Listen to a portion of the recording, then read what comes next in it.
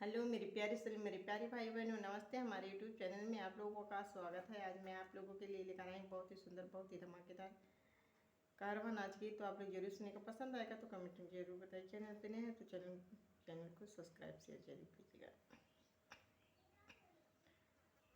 जई है बाजार दो गज का पड़ा ले आई है मोर बलमुआ हो, मोर बलमुआ हो गोटेदार चोलिया सियाईदा, मोर बलमुआ हो गोटेदार चोलिया सियाईदा। जई है बाजार दो गज का पड़ा ले आई है मोर बलमुआ हो गोटेदार चोलिया सियाईदा, मोर बलमुआ हो गोटेदार चोलिया सियाईदा।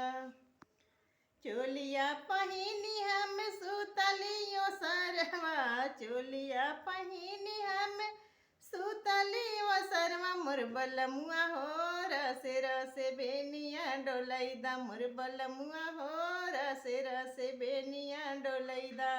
बेनिया डोलैदा हो बेनिया डोलैदा, मोर बलमुआ हो रसे रसे बेनिया डोलैदा, मोर बलमुआ हो रसे रसे बेनिया डोलैदा।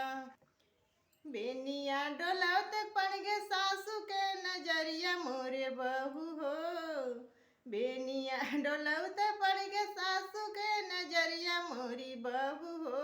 मोरे बेटा भैल तोर गुलामवा हमारी बहू हो, मोरे बेटा भैल तोर गुलामवा हमारी बहू हो, मोरे बेटा भैल तोर गुलामवा।